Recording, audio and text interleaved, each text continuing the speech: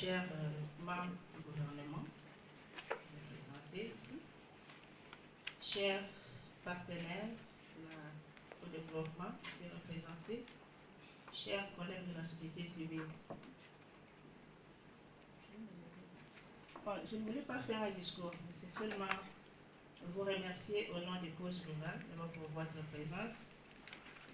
Certains d'entre vous, je crois qu'on s'était retrouvés le 18 octobre 2022 au CEPAS, dans le cadre d'un plaidoyer en faveur des survivants de violences basées sur le genre, un travail qui a été réalisé dans 4 provinces.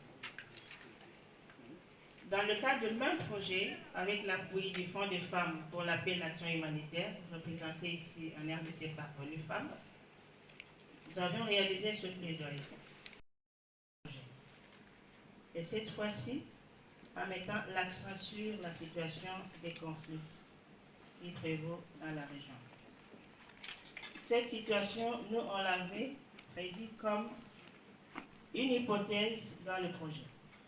Dans l'ancien projet qui était centré uniquement sur la situation des violences qui a prévalu à Yumbi, nous l'avons présenté que c'était probable qu'une autre situation ou que la situation du conflit s'étende dans la région de Mai-Ndombe. Et avant la clôture du projet ou de la première phase, il y a eu le déclenchement du conflit Tekeyaka, comme nous le savons. Maintenant, cette fois, c'était au niveau du territoire de Kwamut. Le projet, comme je l'ai dit,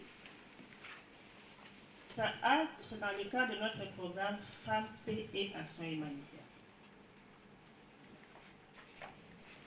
Le titre du projet, comme vous le voyez, c'est Place et participation des femmes et des filles dans la réponse humanitaire apportée, et à un S qui s'ajoute là, aux populations des provinces de Mai-Ndombe, de Kwango, de Kwilu et du Congo central.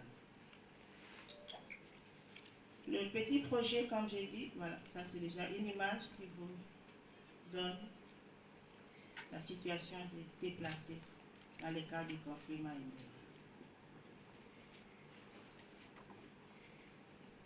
Ça aussi, c'est une image qui donne les déplacés sur la nationale numéro 1.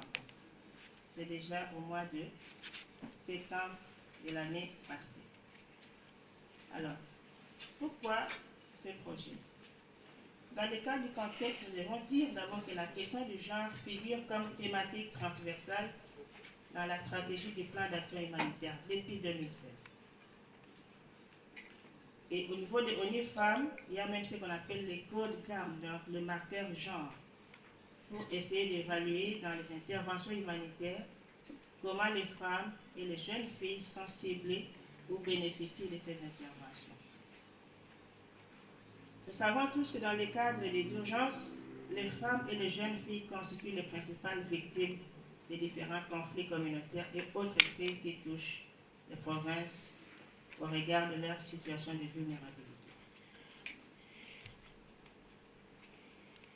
La situation qui prévaut à ce jour dans la partie ouest du pays avec la crise des conflits opposant les communautés Tekeyaka et dont les conséquences humanitaires se répercutent dans les autres provinces voisines, notamment les Kwilu, les Kwango, Kinshasa et même le Congo central, fait déjà plus de 117 000 déplacés, selon les humanitaires qui font le suivi au quotidien de ces dossiers, dont en majorité les femmes et les enfants qui vivent dans des conditions inhumaines.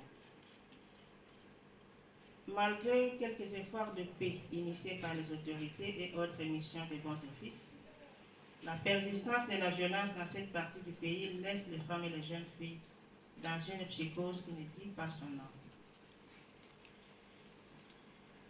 En outre, la réponse humanitaire apportée tant par les institutions étatiques que d'autres organismes d'aide ne couvre pas les besoins des femmes et des filles, ce qui oblige certaines à se livrer à des mécanismes de survie inappropriés. Pourquoi on a fait cette rallonge du projet? Il était question de renforcer la réponse aux préoccupations soulevées dans les rapports d'évaluation soulevés par les fonds du gouvernement. et ainsi apporter une réponse à quelques recommandations de l'évaluation finale des projets stipulés comme suit. Il fallait mettre en place les espaces de connexion et de cohésion des femmes que nous appelons les TCF dans les sites d'intervention des projets en vue de renforcer leur renforcement plutôt permanent de leur capacité sur les questions du genre, de la paix et de l'action humanitaire. En outre, il fallait appuyer des micro-projets à impact rapide dans un trousseau. Économique, ce n'est pas trousseau.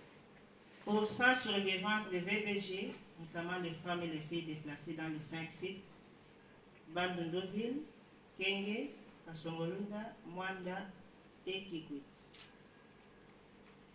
Alors, hormis ces deux grandes activités, la deuxième phase du projet a prévu la réalisation d'une étude genre sur l'impact du conflit Maïndombe et sur la vie des femmes et des jeunes filles. Je peux dire que cette étude sera présentée tout prochainement au niveau du Conseil consultatif du Fonds humanitaire en RDC. Il était aussi prévu l'animation de l'atelier de capitalisation des acquis du projet à Kinshasa au profit des 25 membres des OEC et de l'équipe du projet sur une activité interne, et aussi l'organisation du plaidoyer public en faveur du retour à la paix dans le bloc ouest. C'est l'activité qui nous met ensemble ce matin. Pourquoi on a pensé faire ce plaidoyer? C'est d'abord d'attirer l'attention des autorités du pays ainsi que des partenaires techniques et financiers sur la question.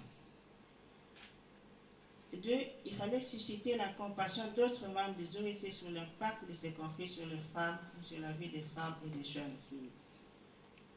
Et aussi, s'approprier du message de paix des femmes et des jeunes filles du bloc ouest et en faire écho. S'engager aussi à maîtriser les mécanismes humanitaires, surtout pour les OEC qui évoluent dans la partie ouest du pays. Par expérience, causera les membres du Conseil consultatif du Fonds humanitaire en RDC. Il s'avère que les ONG qui travaillent dans la partie ouest, je ne sais pas même quand on a la liste de 28, s'il y a une organisation évoluée à l'ouest qui est éligible au Fonds humanitaire.